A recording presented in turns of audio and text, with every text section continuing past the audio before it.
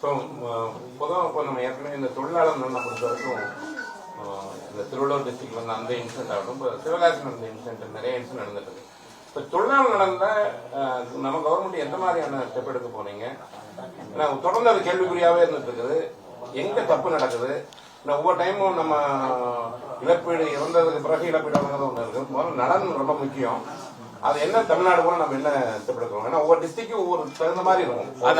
அதான் சார் நீங்க இப்ப நீங்க சொன்னது லாஸ்ட் டைம் நடந்த அந்த அமோனியா இஷ்யூ சிவகாசியில் வந்து பாதுகாப்பு இல்லாம இந்த பட்டாசு வெடிப்பு கண்டிப்பா அதுதான் சார். அதுதான் இது நீங்க பல வருடமா இந்த இஷ்யூ எல்லாம் நடந்துகிட்டு இருக்கு சார்.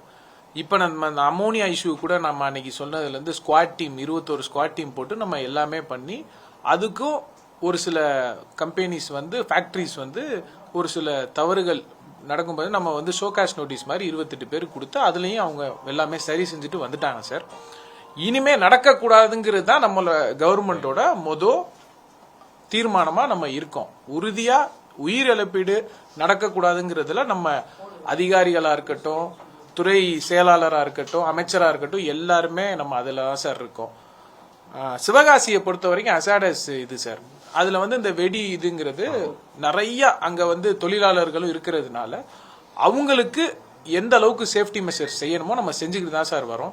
இனி வரும் காலகட்டத்தில் நம்ம இன்னும் எந்த அளவுக்கு நம்ம அதை சேஃப்டி மெஷர்ஸ் பண்ணணுமோ செஞ்சிருவோம் சார். இந்த பணிமாறுதல் வந்து எல்லா மற்ற ஆட்களுக்கு மற்ற டிபார்ட்மெண்ட் நிறைய பேர் உங்க டிபார்ட்மெண்ட்ல பல கேட்டகரிஸ் இருப்பாங்க.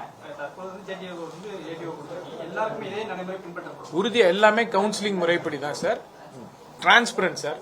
நீ இது வரைக்கும் இந்த டிபார்ட்மெண்ட்ல இவ்வளவு டிரான்ஸ்பரண்டா நீங்க எடுத்திருக்க மாட்டீங்க. நீங்களும் எங்களுடைய அதிகாரிகள் இருக்காங்க. நான் போனதுக்கு அப்புறம் கூட நீங்க அதை வெரிஃபை பண்ணிக்கலாம், கிராஸ் செக் பண்ணிக்கலாம் சார். இல்ல சார், குழந்தை தொழிலாளர்கள் வந்து நம்ம யாரும் வந்து என்கரேஜோ அலோவோ பண்றது இல்ல சார். முற்றிலும் தவிர்க்கப்படணுங்கிறதா நம்மளோட இது. ஏதாவது கண்ணுக்கு தெரியாம மறைவா ஃபேக்டரிஸ்ல ஏதாவது இருந்தா கூட அதையுமே மானிட்டரிங் பண்றதுக்கு அதுக்கு ஒரு ஸ்குவாட் டீம் போட்டு பண்ணிட்டு இருக்கோம் சார். சாருங்கள் உங்களை மாதிரி மீடியாக்களுக்கு எங்க எது வேலை பாக்குறாங்கன்னு தெரிஞ்சிச்சுன்னா எங்க கிட்ட சொல்லுங்க சார். இன்னும் அதை நம்ம துரிதப்படுத்தி நம்ம என்ன செய்யணுமோ செஞ்சிருவோம். இருக்கக்கூடிய அதிகாரிகள் ஆய்வு மேற்கொள்ள விதி இருக்கு. அவங்க ஆய்வு மேற்கொண்டு எத்தனை பேர் கண்டறிஞ்சிருக்காங்க? நம்ம கவர்மெண்ட் வந்து இல்ல சார், ஜென்ரலா பாத்துக்கிட்டு இருக்காங்க. ஜென்ரலா பாத்துட்டு 1-2 இருந்தா கூட அதுக்கு என்ன நம்ம கிளாரிபிகேஷனோ நம்ம அதெல்லாம் கொடுத்து செஞ்சுக்கிட்டு தான் சார் வரோம். மற்றபடி இதெல்லாம் இருக்கு சார்.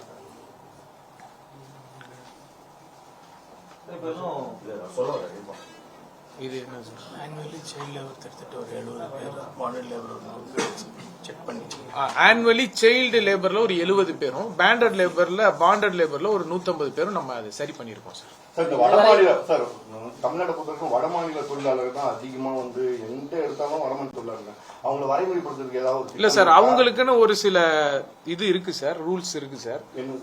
அதான் சார், அந்த ரூல்ஸுக்கு மேக் பண்ணி தான் நம்ம நெக்ஸ்ட் அந்த அவங்களுடைய அந்த திட்டமா இருக்கட்டும், இஎஸ்ஐயா இருக்கட்டும், நிறைய அவங்களுக்கு நாளைக்கு சேஃப்டி மெஷர்ஸ்க்கு நிறைய ஒண்ணு இருக்கு சார். அது ரிலேட்டடா சார் நம்ம எல்லாமே செஞ்சுக்கிட்டு வரோம். அவங்களுக்கு உள்ள அந்த நல திட்டங்களும் நம்ம செஞ்சுக்கிட்டு. இல்ல சார், அதுக்குன்னு சம் ரூல்ஸ் இருக்கு. அவங்களுக்குன்னு அவங்க அந்த பேப்பர்ஸ் இதெல்லாம் வந்து கைட்லைன் பண்ணி ஆன்லைன்ல ரெஜிஸ்ட்ரேஷன் பண்ணி பண்ணணும் சார். அதுக்கும் நம்ம அந்தந்த ஃபேக்டரிஸை இன்ஸ்ட்ரக்ட் பண்ணிட்டு இருக்கோம் சார். கண்டிப்பா சார். அவங்க ஃபேக்டரிஸ்ல இருக்கிறவங்க வட மாநிலத்துல இருக்கிறவங்க எவ்வளவு பேர் இருக்காங்க, நம்ம தமிழ்நாட்டை சேர்ந்தவங்க எவ்வளவு இருக்காங்க, எல்லாமே லெட்ஜர் போட்டு எங்களுக்கு கொடுக்கணும் சார். அது அந்தந்த டிஸ்ட்ரிக்ட் லெவல்ல இருக்க ஜேடிஸ் எல்லாருமே ஃபாலோ பண்ணுவாங்க. பெரிய சவாலா இருக்கு. ஏன்னா அந்த தொழிலாளர்கள் மிகப்பெரிய ஒரு இது. நீங்க புதுசா வந்திருக்கும் போது பார்க்கும்போது ஃபீல்டுக்கு போகும்போது உங்களுக்கு எந்தெந்த மாதிரியான சவால்லாம் நீங்க சந்திச்சிட்டு? சவாலுன்னு இதை நம்ம பார்க்காம கடமைன்னு பார்த்து நம்ம செஞ்சுக்கிட்டு இருக்கோம் சார். கிட்டத்தட்ட 56 லட்சம் பேர் நம்மளுடைய தொழிலாளர் நலத்துறையில இருக்காங்க. அது மட்டும் இல்லாம அவங்களுக்கு நிறைய பெனிஃபிஷியரிஸ் இருக்கு, நிறைய இருக்கு சார். எல்லாமே செஞ்சுக்கிட்டு வரோம் சார். முடிஞ்ச போகும்போது பாத்தீங்கன்னா முதல்ல இந்த கவர்மெண்ட் வேற மாதிரி இருந்திருக்கும். உங்களுக்கு போகும்போது நிறைய ஒரு பாதுகாப்பு சார். இப்ப எங்களுக்கு வந்த தகவல் படி வேலைகள்லாம் நிம்மதியா நடக்குது, எங்களை டிரான்ஸ்பரண்டா வேலை பார்க்க வருவீங்கன்னு சொல்றாங்க சார்.